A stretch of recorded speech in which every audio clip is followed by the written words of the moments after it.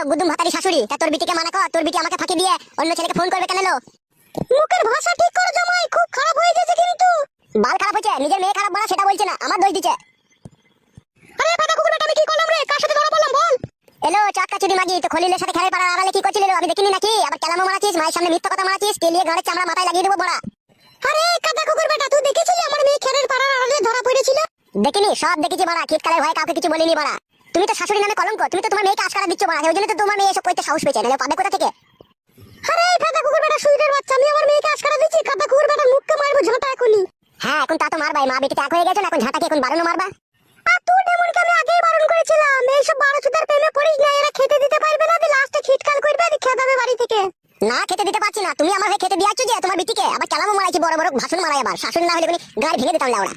কার গার ভাঙবি রে ফাটা কুকুর বেটা, শুইরের বাচ্চা, দেখবি এখন চটি করে মেরে তোর মুখ লম্বা করে দেবো।